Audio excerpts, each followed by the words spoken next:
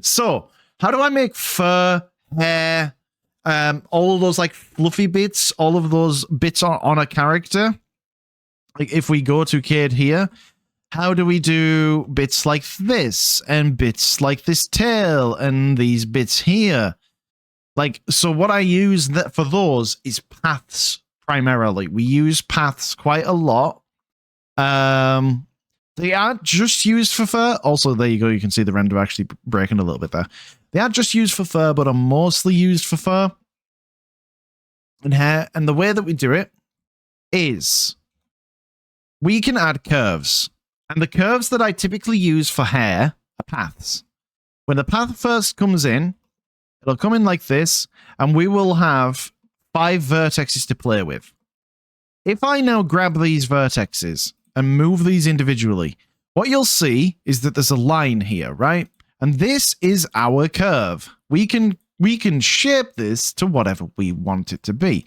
And what we're going to use, this will be the path of our fur. This will be how it will flow across the body. Now, if we flatten this back out, what I'm going to do next is we're going to come to the green section here to our data tab. And in here is where we can make all the adjustments to this path here. So if I lift this up again, what we'll see is this is a nice curve. If I was to convert this into a mesh, what we'd have is for every individual section between here and there, we would have 12 vertexes.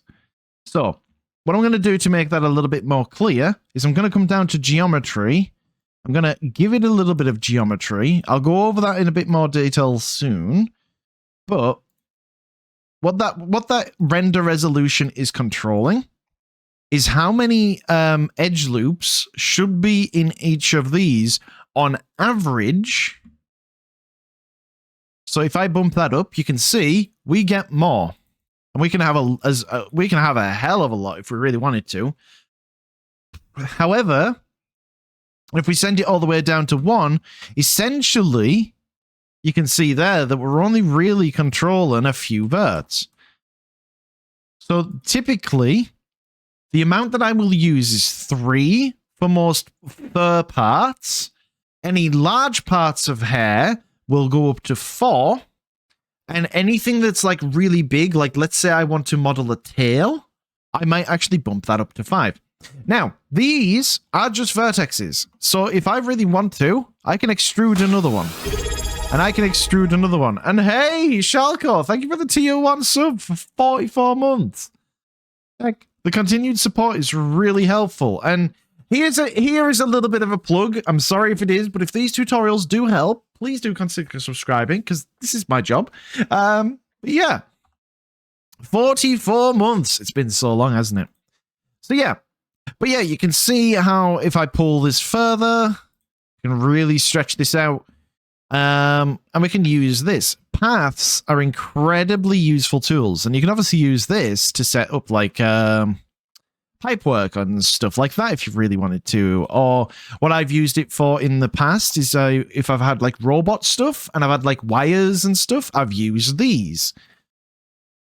However, the primary thing I use them for is obviously hair. So I'm going to once again delete it, and we're going to bring in a new path because I want to keep everything fresh each time we do it. So I gave it some geometry there. The geometry is controlled weirdly not by geometry, but by bevel. I mean, technically bevel's within the geometry bit, but we control it here. And you have a few options. Now, typically, I only use 2 of them. Round is what I used on Cade, for example. So if we come to Cade, these are just round tubes, right? Every part on Cade is just simply a round tube. His hair, his fur on his beard, his fur tufts here, and his fur here. Every single part is just simply a tube. So, if we come to round, and we bump this up, we get a round tube. Now, we also have a resolution here as well. So, if we come to the wireframe view, and we bump you down to, let's put you down to 4 for now, just to show it. So this resolution controls the horizontal resolution as it goes along. So I'm going to set you to about there. This resolution, however, controls our resolution going that way. Right at 0, we have a cube. We can have a hexagon, or we can have an 8-sided one. What I would say, typically, for bits like fur and additional bits on the body, I would go for something more akin to this, where we have 8 verts around it, because 8 vertexes is just enough for a VR model to look smooth, but not too little that it's like struggling. So we now have our tube. Now there is another way we can do it, because this just simply does a round shape, right? But sometimes we don't want a round shape. Sometimes we might want a different shape that doesn't follow this. So what we do for that is we would add a Bezier curve. You are watching a master at work. A master at work, as are you, Voxid. You are also a master. So what I'm going to do is I'm going to look straight down, and I'm going to add a Bezier circle. And this circle is going to now be the thing I'm going to use to control this section here. So if I come onto the original curve that we're going to be working on, we go to our bevel and object, and we click onto the object. It'll disappear because currently we've got no object into it, but this is our object right here. So I'm just going to use the drop picker and pop that on. So now what's going to happen is if I now adjust this shape, we will see that same shape change on the actual mesh itself. So whatever this shape is actually the outline of whatever shape that will be. Now, how do you make that kind of actually useful for something like hair? So one of the most common shapes is just to simply give it an oval. So we've now got an oval. Like, that's probably one of the biggest one. Now you'll notice that this is really dense poly-wise. The way that we control this is because now we're currently controlling this through the object. We don't have resolution here anymore. That is only applicable when we've got the round. When we've got the object, it goes off the object. So the way that we've got to control the density here is through the object. So if I come onto this object, how many times am I saying object, chat? When we come over here, we go to render resolution preview. You'll notice if I change this, it changes the amount on the model because it is a direct copy of this model. So typically, when I'm working with the shapes here, I actually tend to only put 2 verts between it because there's a few different shapes that I commonly use. So one of them is this shape, which is just simply an oval. And that gives me a lot more control because sometimes I want wider parts and sometimes I want softer parts. Another common shape that I will use is I will grab these 3 here and subdivide. That gives me more topology to play with now. And so I'm going to bring those in. I'm going to go onto this side. And I'm going to do the same here. I'm not going to do that. Excuse me. Do you quite mind? Do you quite mind? Thank you.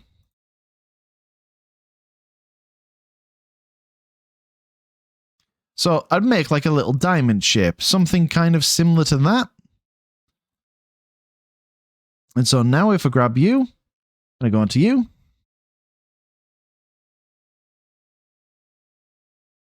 we'd have that sort of shape. And this sort of shape can be really nice for hair because what we can use is these sharp parts and these canyons here to kind of make different shapes. But generally, it's literally just, imagine this like a cookie cutter. We're using this as a cookie cutter and we're throwing something through it, right? So that's how we're controlling the overall cross section of our path tool here.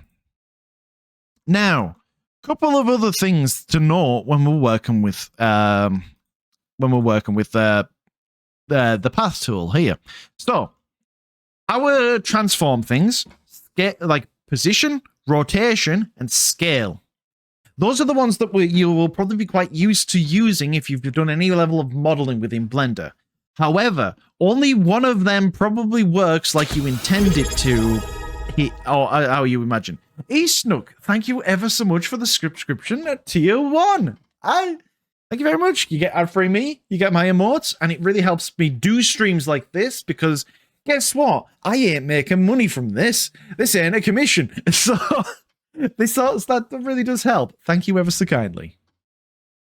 So we've got our path here. So if I move it, that moves as expected, right? And if I grab this, that moves as expected, right? But if I hit rotate, it'll move them like that. Now, let's say I want to rotate this round. Oh, okay. So I'm going to add a bend to this whole thing. And I'm going to keep using this diamond shape because it's actually quite nice to look at. So I'm going to move this whole thing. I now want to rotate it so that this is like twisting down. Oh, hang on. That's not what I'm after at all. I want it to kind of twist. It's still kind of keeping its overall thing. And we can kind of move it around, but it's like, oh, but that's really hard to move. So there is actually another control that we have that you do not have with any other typical modeling tool in Blender. So I'm going to flatten you out. And what we're going to do, there's two ways to do what I'm about to do. And the first way is to come to the menu here, and we will see we've got our regular transforms, we've got our weight, a radius, and tilt, right? So if I grab these two here, and I grab this tilt, we're able to rotate and twist these around. We can go quite far with that if we really wanted to. But this is how we do twists and such in Blender. So if I was to, say, grab this, rotate this round, and push that there, but I also kind of wanted it to twist when it did so, I could grab this, put my rotational bit on, and twist it around. Now, you can use that part of the menu. Now, as many of you probably know, Blender has a lot of commands which you can also use in place of the menu. So if you want to use a command for this instead, the command is Control-T. And this works like other this does work like other movement tools where it can be affected by your soft selection, and we can still rotate it round. So that is Control-T for those of you who think. I would put screencast on, but it doesn't currently work in the modern one. Zaref, hello, and thank you. That's very kind of you. You gifted to Always Lurking 90. Hell yeah. That's your first gift sub, Zaref. That's really kind of you. You know what? All of you should give Zaref a follow, because Zaref's actually a really sweet being. So, Control-T. I'm going to say it again for those in the back of the class not fucking listening. I see you over there. Control-T is your control for twist or tilt, I think is the correct word. So, okay, well, you know what, kid? No. I know nothing. So, this is all well and good. Oops, I dropped my biddies, but you can have them. Oh, thank you. So, we've got this now. This is all well and great. That doesn't exactly look like a piece of hair, does it? So what we're going to do now is we're going to scale. So I'm going to grab all of these, and I want to make these smaller than this bit here. So if I shrink... Oh no! That's not the intended effect. That's not what I wanted. But don't worry, there's a couple of ways that we can actually go about this. We can, once again, use our section up here. And that didn't work. Thank you, Blender, yet again, for... it's radius. That's the one. So we can come to radius, and we can shrink this down. So we can take it all the way down to 0. We can take you down to about 0.7. We can take you back down to about 0.8 and you to about there. Probably a little bigger there. And there we go. That looks more like it could be a piece of floof, right? That actually does look a little bit better. So that's the way that you control it in this menu. Remember, most things in Blender, if you can control it, you can control it in the item menu in your view space here. So you can always do stuff here if you don't know the tooltip. But if you want to do it with a keyboard, Alt S. So I'm going to grab onto this one. I'm holding Alt S. And I'm scaling that up and down. And that allows us to control the weight, like the radius of our hair. I keep thinking it's the weight, but it's apparently radius. So, so with that, you know what I'm going to do? I'm going to open up a text editor here as well. New. Control and T, Alt and S. Is there a way for me to make that bigger?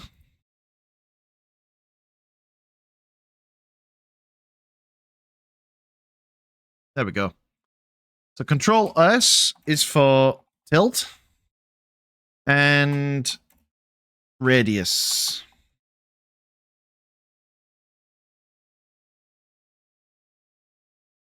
I absolutely cannot avoid using hotkeys. It destroys my wrist if I'm going back and forth. Genuinely, I would say try to learn these keys up here. Like, if you can learn hotkeys, it will make your workflow faster, and it will, again, you're not like just constantly clicking onto buttons. You have an idea of where things are. I would 100% recommend learning these hotkeys. These are probably if you know the rest of the hotkeys, you know obviously how to move, rotate, and scale. These are the additional ones you want to be using when you're using a path. So, there's our path done. Yippee! That is working wonderfully, right? So, that's how we get to this kind of shape. So, what I'm going to do for a moment, I'm just going to scroll you back down. Could I actually pull you down and have you up here at the top instead? That's probably going to be a better idea. Hello, Boofer. There we go. And scroll there. There we go. So I'm going to leave them up for now, just because they are quite important keys to keep an eye on. So, where was I? So we've got that kind of one singular fur bit there. I'm going to switch it, just for simplicity's sake, because we will be getting to Greting, I'm going to switch it back to round for now. I'm going to make it bigger, because I want to just show generally how I would go about actually shaping a thing. Are there hotkeys to swap between object and edit mode? So yes, and that's just tab on your keyboard.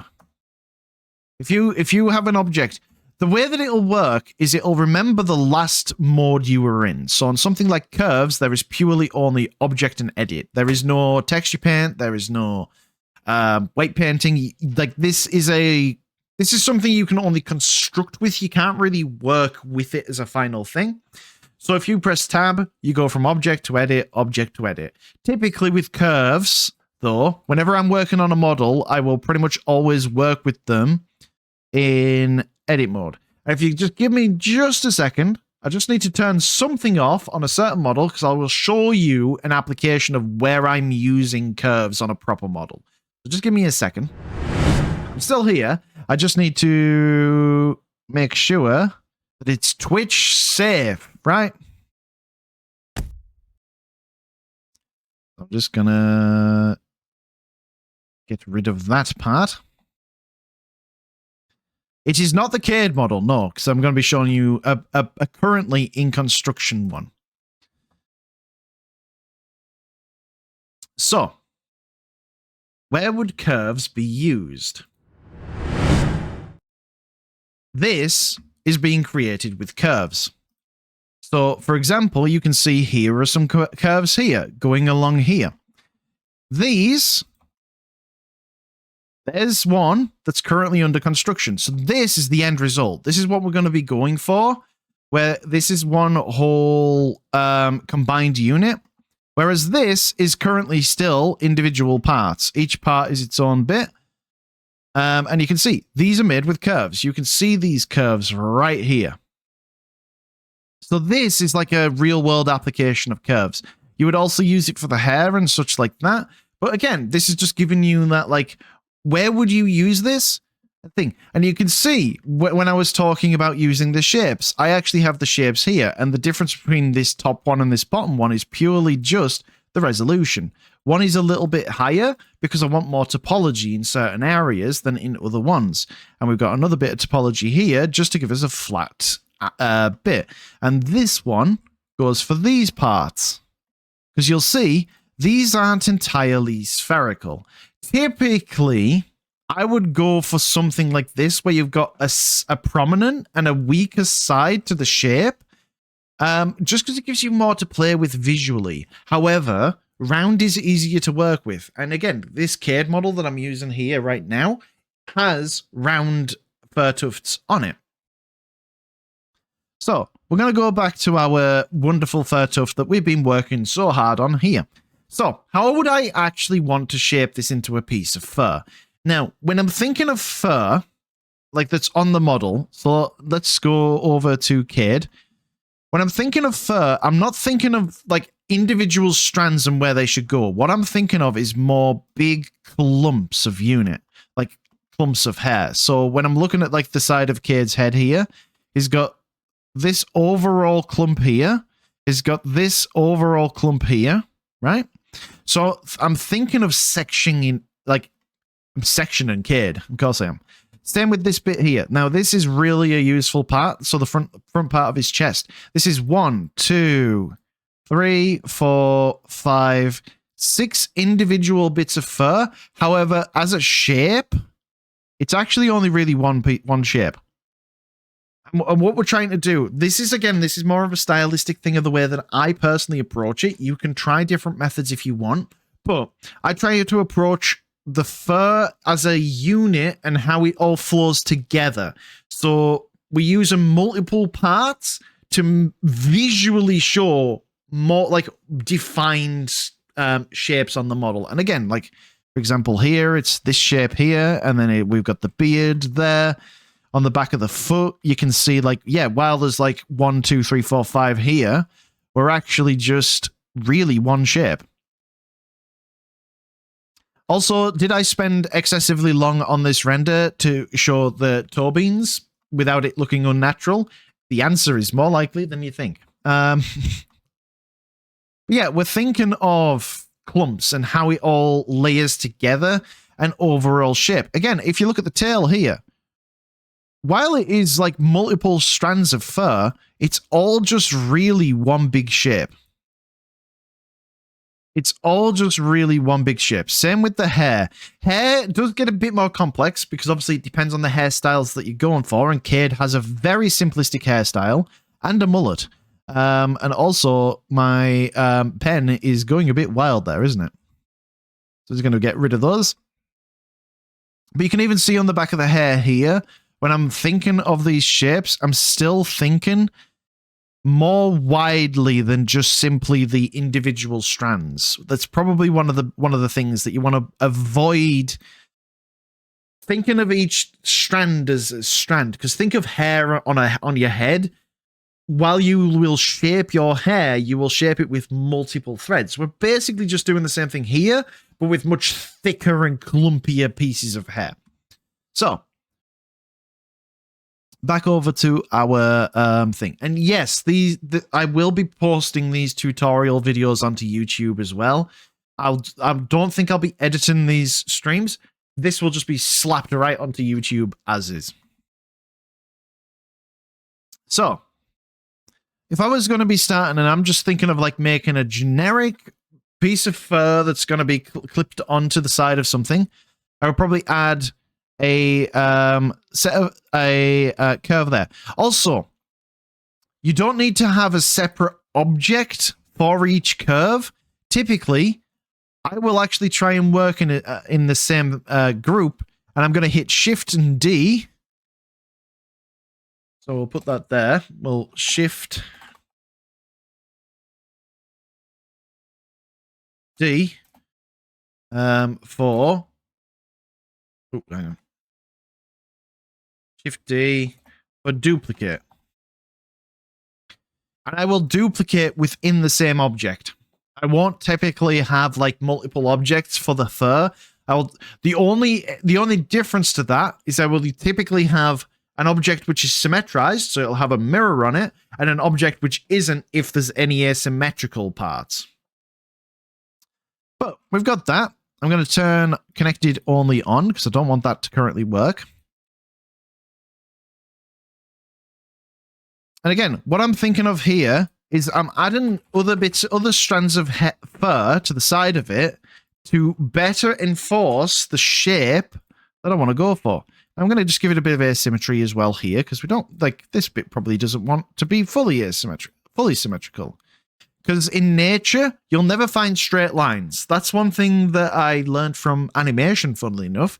You will never find straight lines within nature. So we want to try and avoid them and have arcs and curves wherever we can if it's an organic creature. Obviously, if you're working on something like a synth, you might want those straight edges. But with anything like fur, try and add a curve, even if it's subtle, even if it's very, very subtle. Add that curve, and it just gives you a lot more control. So I'd add those bits, and then I'd look at it from the side. And what we're going to do, we're going to add another little bit here. I'm going to shrink this down and pull that there. Sandy Dorrell, welcome on in. I hope that kind of said that right.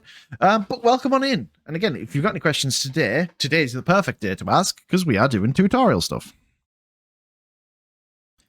So we're going to add you there, right? And then if I want to go real extreme, now what I can do is add a piece, what I would describe as a piece of accent fur. And what I'd describe by that is it's something that goes against the silhouette of the rest of the model. However, it still fits relatively well. And there we go. We'd have a bit of fur that we could just slap onto pretty much any furry model and call it done. We could also grab that front section there. Spin.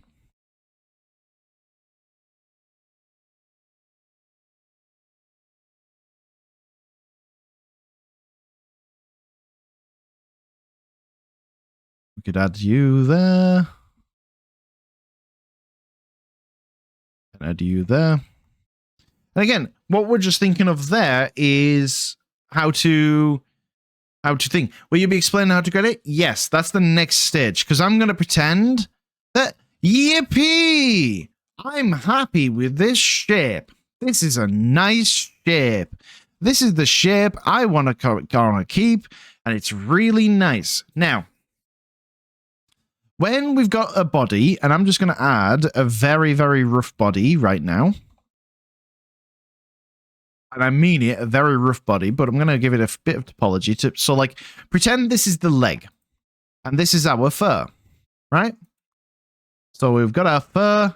We've put it on our leg.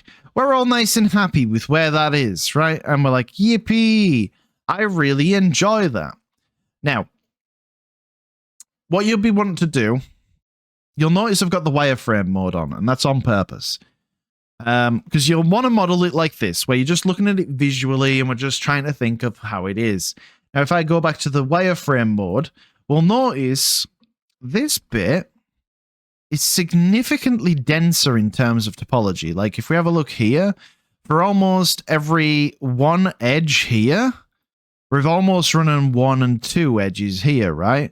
So on this one, we could easily cut that down. So this is one of the few times where it's actually going to be good to cut this one off. So I'm going to grab this one. And I'm also going to grab these 2 side ones. And I'm going to press P to separate. So that's P. That separates them off.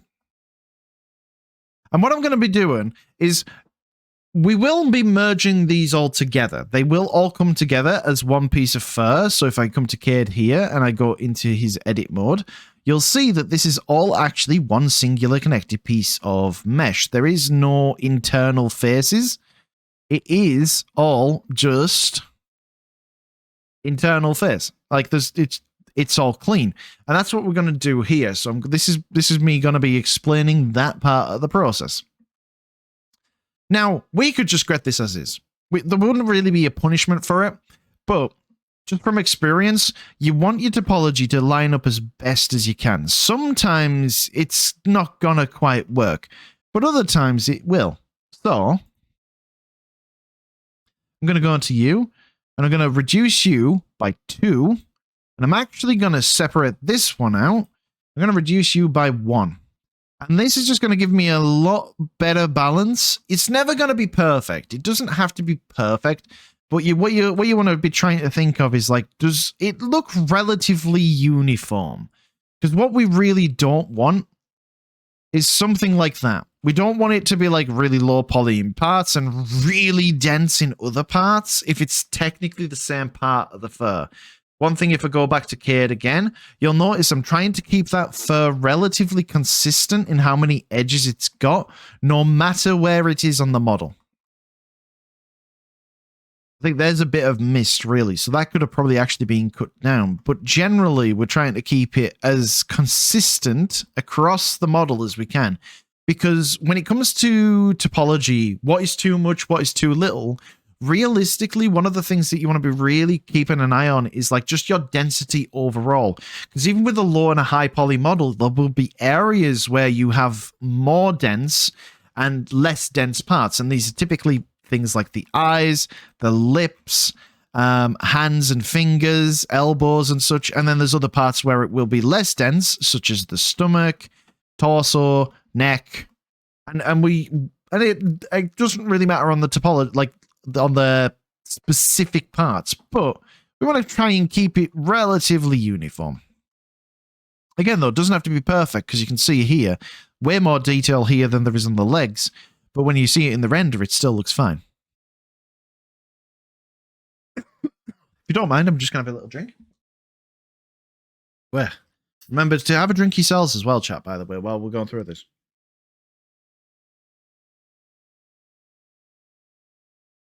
Are those arrow stripes new? No, I've always actually had them. Just rarely you ever see my feet. Do you need any good 2D skills to make 3D models? No, absolutely not. Like, 2D skills are transferable in some parts to 3D, and 3D skills are in parts transferable to 2D. But you don't need to know one to be able to do the other really well. The person who actually taught me how to model can't draw for shit. Like, she just cannot draw. That's why she does her modeling. So, yeah, you don't need to be able to. So do not worry too much about that. So, and again, here, again, it's another really good example of when I'm explaining, like, we're thinking of shapes in more big parts as opposed to just individual sections. I'm terrible at 2D, but trying to learn 3D. Again, it's perfect. It is exactly why you want to be learning this. I'm just going to warn, there is an ad break coming up, but what I will be doing, just because I feel like it's unfair to people, I probably won't be going through the tutorial stuff once those ad breaks start. So don't worry about losing anything. So, let's make this topology a little bit more even.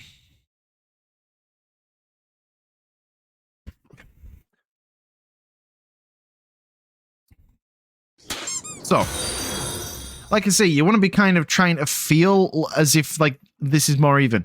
Now, obviously, as you get smaller, sometimes you're going to want a little bit more topology anyways, but something like this is going to be good. Now, the reason that we want to use a thing called Gret, which is an add-on, and I'm going to go and find the download for it for you all, because I think that would be unfair for me to say, here's this add-on. Do not worry, it is free. It is completely free and 100% recommended. I'm going to put it there and we're going to pin it in the chat. That should have pinned it. There we go. And what we're going to use is we're going to use Gret to attach this to this section here as well, right? Now, what I'll be looking for is make sure that like none of these vertexes on the base model. So like, let's imagine this is the leg, right? None of these really want to be touching where this is intersecting. We want to have like a little gap. Same on the side here. So I can see this edge is kind of running across here. I just want to make a little gap there. And that side's fine. That side's relatively fine there as well. So this one, I'm going to make a little adjustment because I want to pull you out there. So that actually covers a bit more of that space there. And same here. So there we go. Ads are going to start in roundabout now. So what I'll do is I'll just waffle about some more topology stuff. So I guess another thing to ask is how much topology is kind of required for these. And typically, I'll go for about 12 on each part. Now, 8 is kind of the minimum. Also, you can see that the shape key warping there. I did to make sure that the... Hang on. Let me undo the shape key. Whoa! It's like you can cheat when you're doing renders, right? Do you have any sort of tutorials now to cover the hand or the feet, or is that something you will cover during the stream? So I may cover it during this stream, but I do also plan on doing tutorials for both hands, going over paws, hands, and just like bappers. Like those are like the 3 different types I would say. Because like these are paws. I've got fingers that I can very much control. They're kind of like hands, but they're also really big and chunky. I'll be wanting to do a tutorial where I cover those. And I'll also want to be doing a tutorial where I cover more humanish hands, and then another one where I do more animalistic ones. So pretty much all of it. Same with the feet as well. Like go over like multiple different forms to thing. There's the ad. Sorry about you getting caught in ad jail. I won't, like I say, I won't be pushing forward with like any actual relevant information during the ads. So, yeah. How you see day going, chat? For anyone who's still around in the non-ad jail. I'm sorry if this... I shouldn't probably apologize. This is a bit scuffed because this is the first time I'm trying to stream like this where I'm just focused on teaching. So I do hope it's actually kind of helpful, even if it's a bit all over the place. We'll get better with it in time. And hey, you lot can all say, I was there first. I was there when he started doing these streams. Good. I'm finally really diving into Blender. It's really nice to actually like... One of the best things I remember about Blender is like just absolutely getting that actual confidence to be like, okay, I kind of understand this now. I kind of get this now. There's one model actually, funny enough, very specifically that like that I remember doing and feeling very confident with afterwards. And that is, funny enough, this one. I had been making models for like a couple of years going into this. This was the first model where I actually felt really confident in my skills as a 3D artist. And yeah, there's still a lot of issues with it. Like the front of his head's a bit weird. It's quite a long head. Some of the hands are a little bit simplistic. The arm is not great. But at the time, this was the model where I was like, hell yeah, I have confidence in doing the thing now. I can do it now. Let's have a look. How long ago was this actually? Published 5 years ago. So, and this is published a lot later than it was actually made. So this is a really old model at this point. But I remember modeling it and being like, holy shit, I can actually do this now. And getting that feeling, getting that moment where it's like, hey, I'm actually good at what I do now. It's so nice.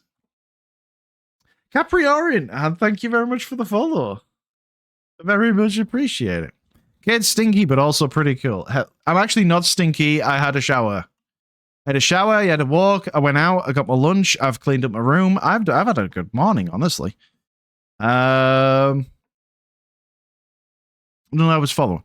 So, are we back from the ad break? Ad break is finished. Hi. Right. Okay, we can continue on with the thing. Do not worry.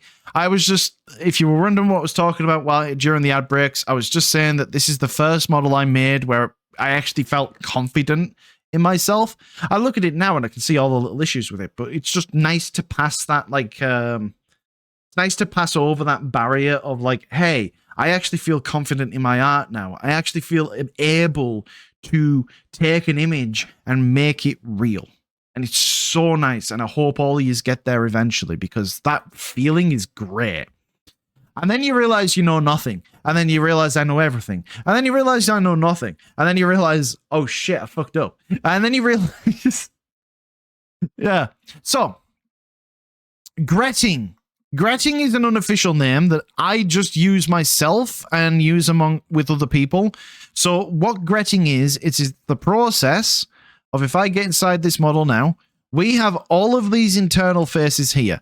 All of this is dead topology. We do not need it. There is no reason to have all of this extra topology in here. Why do we want rid of it?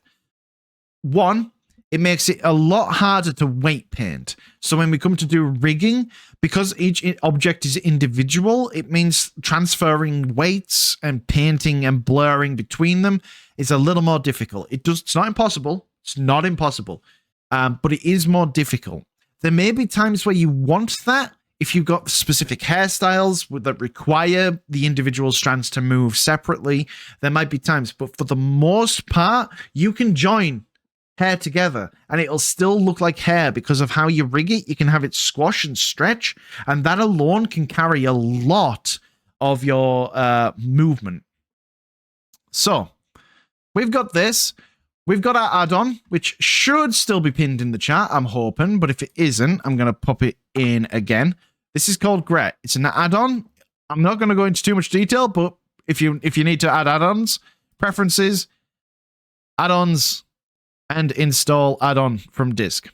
And you'll find that zip folder that you'll download from that link and turn Gret on. So, we've got Gret. Now, what we'll want to do first, these are still curves. We can't work with curves, so once we're fairly happy with it, what we will do is we will right-click onto it. I'll press W if you're like me and you've got your left-handed click as your select. Convert to mesh. This now makes these actually meshes. Now, next step is to join the meshes that you want to do. Now, merge and clean should work as well, but typically just for my own sanity, I found it better to make sure to select the ones that I want, join them together, so we've only got one mesh here. Then, what we're going to do, there is a couple of ways that you might want to go through this. Sometimes you'll want to attach the gretted part to the model itself. So, for example, fur on the chest, fur on the shoulders, fur on legs and body, elbows, such like that. Typically, I will actually gret them to themselves and to the body as well. However, there are other parts where we might just want to gret the individual sections itself, such as Cade's hair. And yes, before you all go off on one, yes, Cade is going to be bald for a second. There we go. And so this is all just gretted internally. So there's nothing inside of it here, apart from the bits it is, but it is not connected physically to the head. Cade can still be bald. And the reason that we do that is purely just, you want to be thinking about how it's going to work with things like clothing, if you want it to merge in with the body, because there might be sometimes you want that separation. You might want it to literally glide over the top of things. Because obviously once it's all joined together, like this tail here, right? I can't just have this bit fling out on its own. It will pull the rest of it. This is one of the disadvantages of using Gret. It's one of the primary things. I'm going to have another drink. My voice is probably going to be dead by the end of today's stream. Yeah.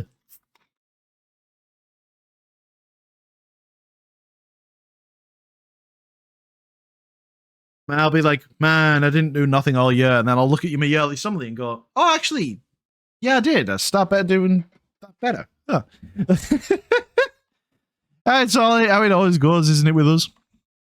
So yeah, so when it comes to like what to gret, when to gret it, typically fur attached to the body, hair I typically leave separate of the body, but still gret it itself.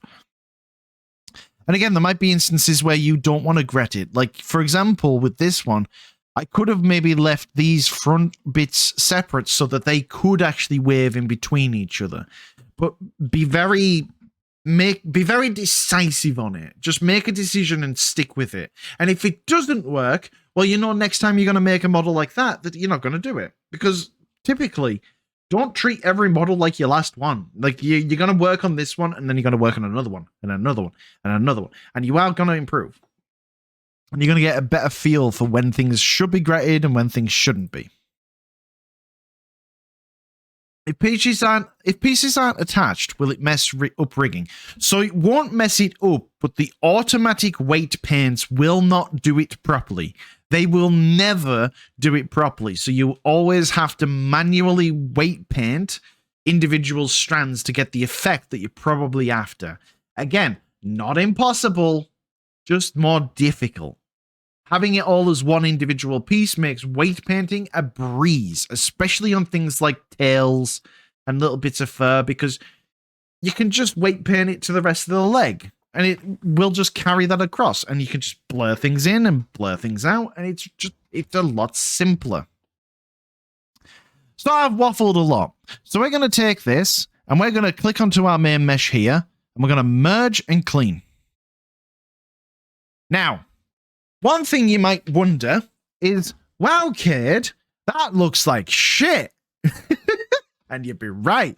It does. And the reason it's done this is because of the thing.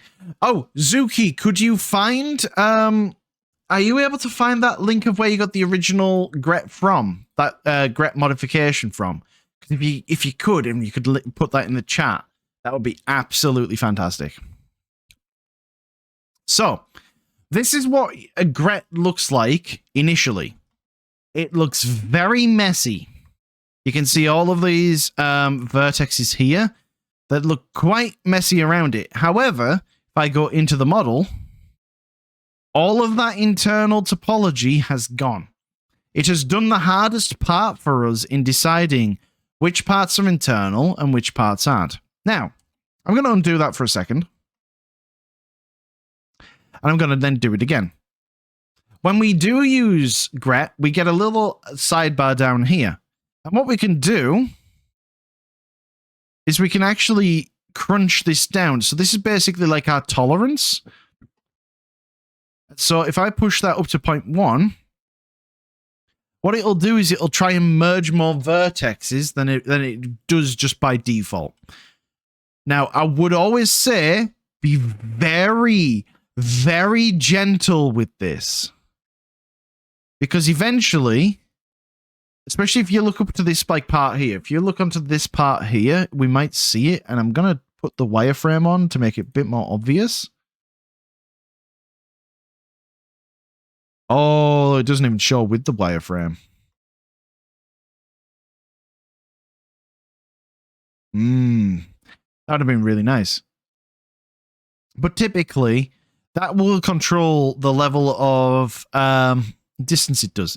And basically, it's just like doing merge by distance, but it just does it as part of the Greting. Now, typically, I don't do it because it leads to artifacting like this.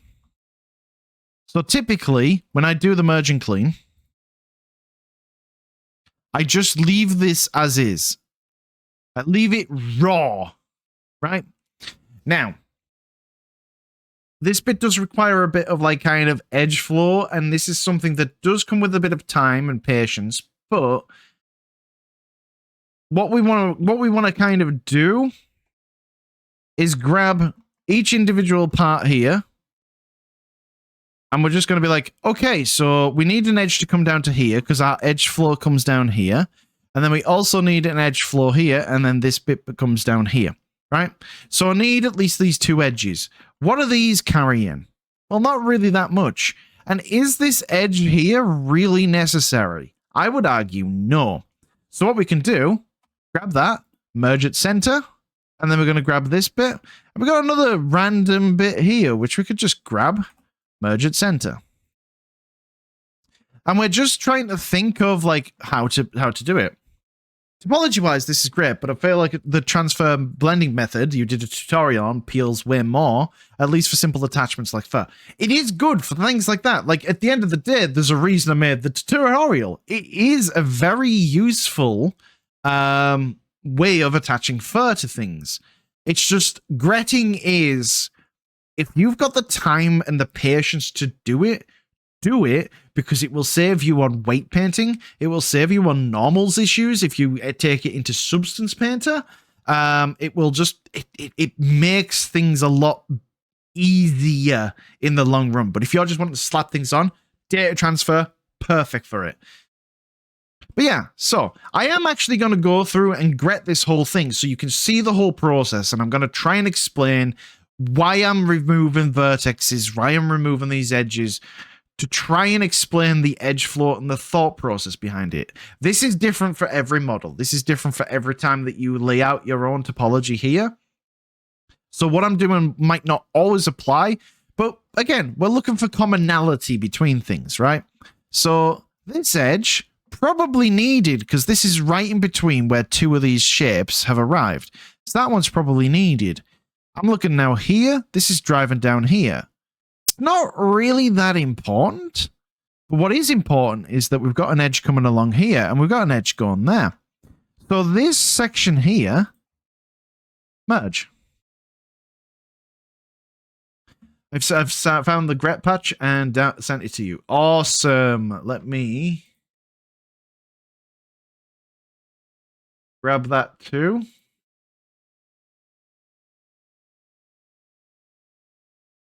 I just want the... There we go. So I'll put this one in there and pin that one instead.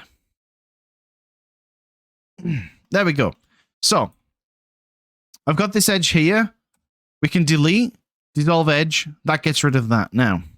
Right. Now, that still looks like shit. And the reason it looks like shit is because we've got a harsh angle here. And this model is currently set to smooth shading.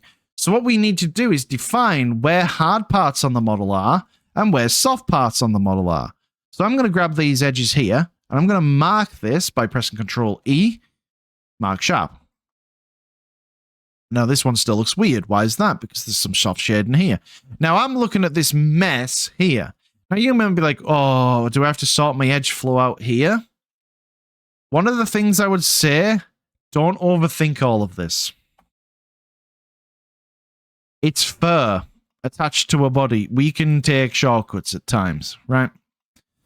So we're grabbing that. And again, I'm thinking of edge flow here. This is a multi-poly, so I want to kind of link these together. This edge is kind of important because it carries along this detail here. So I'm going to go to at last. And now I'm going to mark another edge, and I'm going to mark more sharp around there. And so now you can see this looks like it's just clipping in, just as it was before earlier on. However, now it's efficient. And sometimes when we're in Gret, it's really easy to see what needs to be done.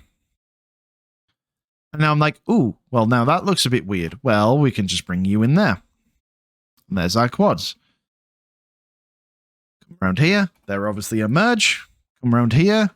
Grab all of these. They're obviously merge. Any sections where things come into it, again, take the lazy option. Just grab it all and just merge it in. Because while we're looking at this and it's like, God, this is messy. Realistically, no one's going to see it. And again, if you have a look at Cade, Cade looks fine, right? Looks good. in the render as well. You know, it looks really nice. But if we have a look at the topology, it's not the cleanest. You know, we've got like random bits here, we've got bits over here and such like this. Like, you know, we got messy parts. There's even an N-gon there, kid. Ooh. Ooh. N-gon moment. Whoa. But there we go. Like, oh, there's another N-gon there as well, actually. Wait, that one actually is causing issues. Oh, no. But either way, oh, no. That N-gon. That N-gon. No. I've got to stop shouting. My voice is already gone. So, again, I'm going to go back. Again, I know this might seem a little overkill, but again, this is something that I find a lot of people ask a lot of the time. So, what's this edge doing here? Absolutely fuck all. So what we can do, another thing I'll often do is just delete vertexes. If we grab 2 and press F, it'll carry along the extrusion. So I've got to grab these 2 vertices here. It's going to carry that along to these next 2. There's only another 2 vertexes this can go to. So if I press F again, it'll fill it in. Yippee! Same with this one. Grab you there. Boop, boop. Grab this section here at center. And now that should be a nice merge across the whole thing, right? And you can kind of see where we're going with this.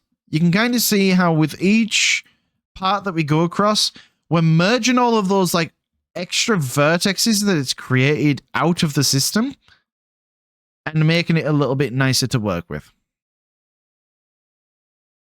But yeah. Yeah, N-gons and any N-gon is fine for completely static meshes. In fact, you'll actually use N-gons on static meshes to be more efficient with it. You are fine using it. That's actually probably one of the best examples of why N-gons actually cause an issue. Because if we have a look at this N-gon here on his fur, you can see what it's doing, right? Wait, that's not an N-gon. That's actually a quad. That's actually a quad. There's just a face missing on his fur.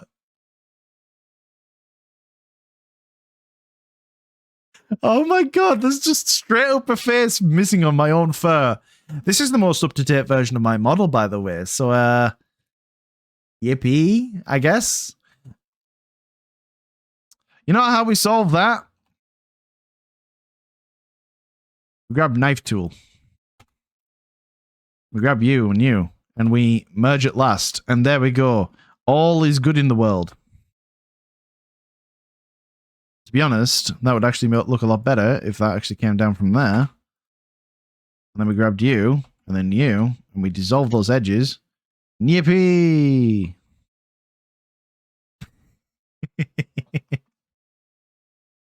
That is... that is one of the other tools I will use a lot. So while I merge some stuff down, so I'm going to grab this section, and to be honest, could probably merge that into one. Now that one, I'm going to merge. This one, I'm going to merge again. And this one, guess what? I'm going to merge again. And again, I'm looking for like big shapes. I'm looking for the overall edge flow and how it comes across. And stuff like that. Tutorial stream, turn to kid fixing an avatar. Look, I'm professional, okay? I mean, technically I am, but this is my job, but shush. Fine. So this one is the thing. Your sauna is so cool. Hell yeah. Thank you. I have no clue who I am. Welcome on in. I mean, have a look at it in more detail. There he is. Yippee. But yeah, like, again, whenever I stream Gret, I complain about how tedious it is. This is mostly just tedious. Now, there's a lot of weight on this vertex here. That might be fine, but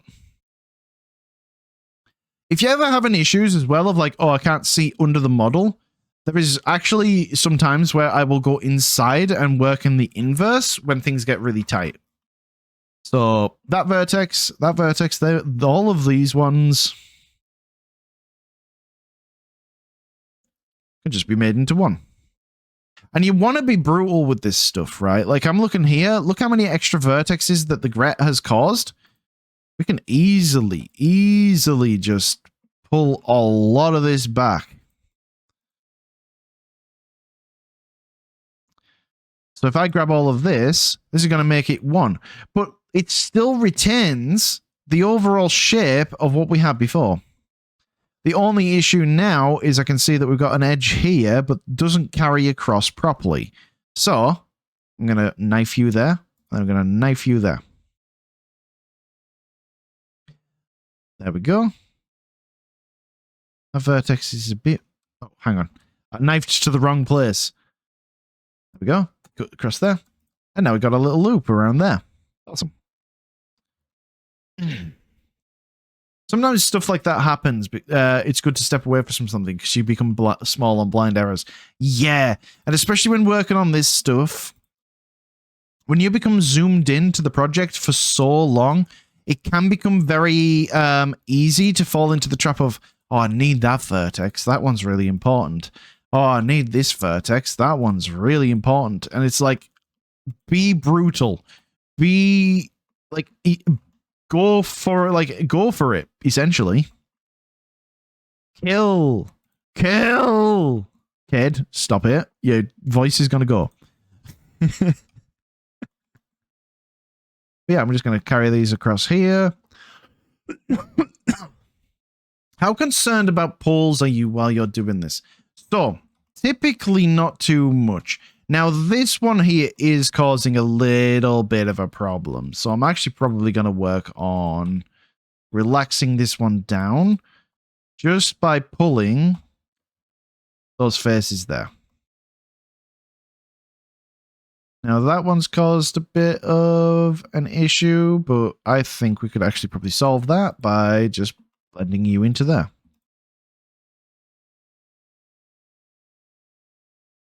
There we go. And this topology, you will typically do this part of the process towards the end of the model. You'll want to have your model. We actually have a model like this that's currently a work in progress, right? That's an older version of it, right? So you will have a model like this where you want to get the majority of it sorted so that it is ready. And you like bases, you can even see this is already marked out for where I'm going to be adding the fur to it, right? This will be towards the end of the process of modeling. So don't gret things at first. So the reason that I'm not too bothered about poles when I'm doing something like this here and why I don't mind it being a little bit wobbly is because I know that the form is there. This is just simply the topology being a little bit wobbly, and that is a much better sacrifice than having to than like trying to make it all absolutely perfect. Like, don't try and be perfect with your models. You're never going to reach it. And there's a lot of snobbery online about, ooh, this is good topology. Ooh, this is good topology. Good topology is simply just topology that works. That is all you need to focus on. And so long as it does the job that you need it to do, you're doing good enough. Now, yes, there's more efficient ways of doing topology. There's more... there's ways that get you better normals, and those are things you will learn in time. They are things that you will get better with. Well, it's like, again, for here, I'm just looking at this, and it's like, oh, well, what does this want to be? Well, just do that. Same with this section here. I'm just going to grab all of that, and just slap it down. Is this topology excellent? Not really, but it will work. Oh no, end gun. We solve that by doing you. Yeah. Okay, so... Right, so... I'm going to grab you. Want to grab you? And you'll notice that sometimes I'm basically switch between at center and at last. I'm just basically going off my gut feeling of what will feel better. Like, for example, with this one feels like it's a better vertex. Same with that one there.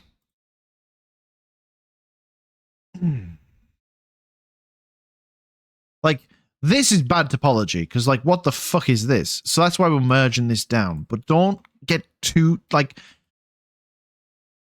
One of my biggest pieces of advice is just don't get too hooked up on it. Don't get too worked up if it's not quite perfect. Or you feel like, oh, well, someone's going to be, like, really angry if I do it like this. And I hope by me doing this here, you're kind of seeing where my mindset is going.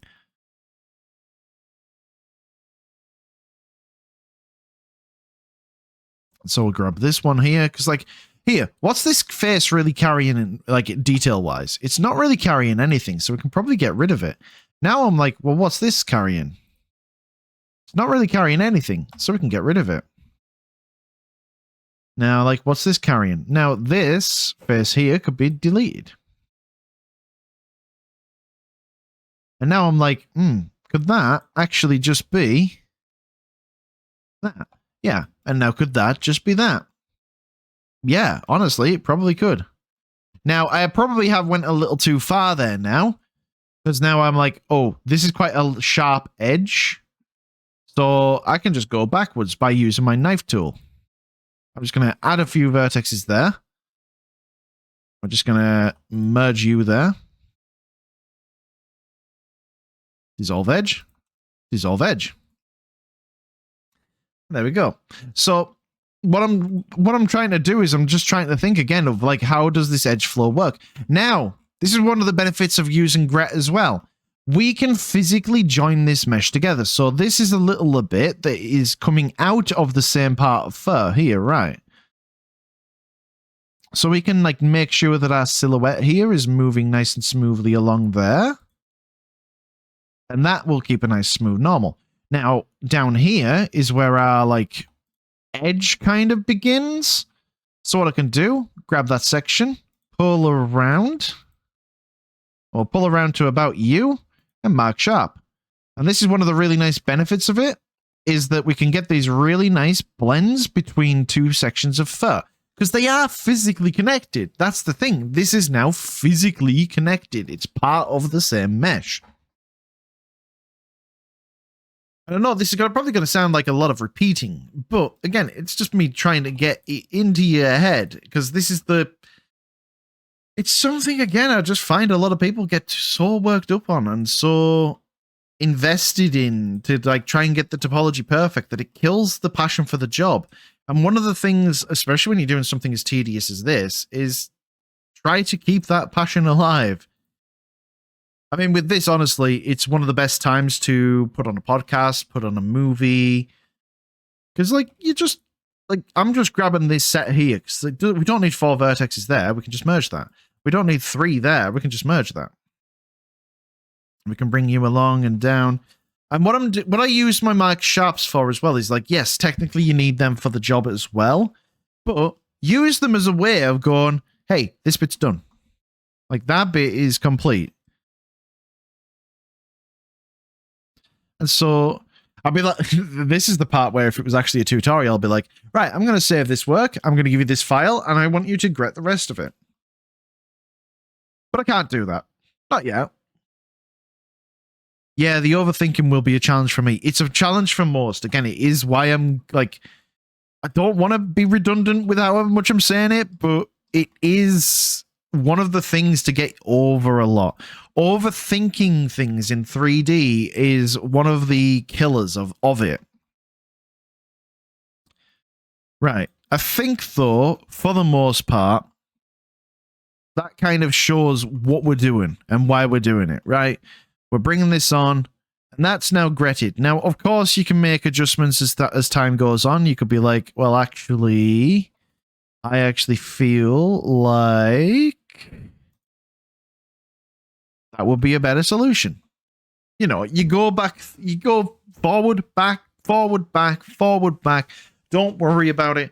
you get through this entire thing, and obviously eventually this will be both joined to the model and thing.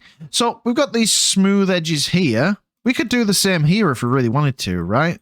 Like, I'm going to adjust this mesh to make it look a little bit smoother. So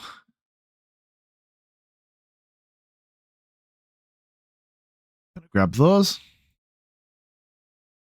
And obviously right now that's quite brutal, but what we'd do is we'd add more topology and you'd have more like of a blend there. But again, you can see here how that blends in. You can see how this would eventually, if it was like nice topology, you would see it.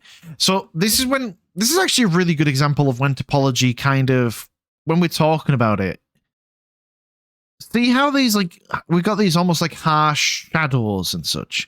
What that's because is it's because it's following these edges and it's trying to figure out where exactly these shadows should fit. And you can actually kind of see here, it might not come through on stream that well, depending on the compression, but you can almost see a line there, right? And you can almost see a line there, right? And what that's doing is it's because it's physically actually adding in a line there by default.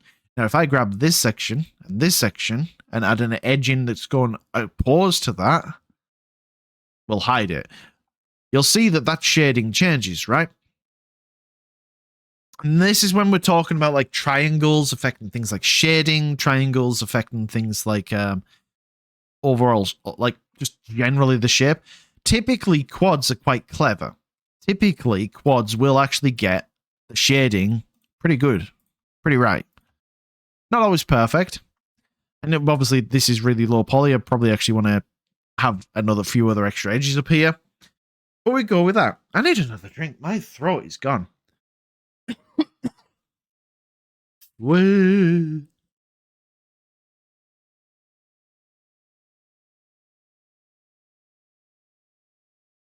Are you taking notes? This will be on the test chart. You know what? It would actually be kind of funny if I ever had like an actual lesson plan and actually had a test towards the end and did like a little reward for people who actually, you know, do the test right. But yeah, I'm going to leave it there because I do want to do other things other than just Gret the model. But you can see what I'm doing there. A lot of it is literally just grab vertex, merge, grab vertex, merge, grab vertex, merge, grab vertex, merge. It isn't too complicated. It's just tedious. Just very, very tedious. Test. Yes, it's going to be on the test. Like,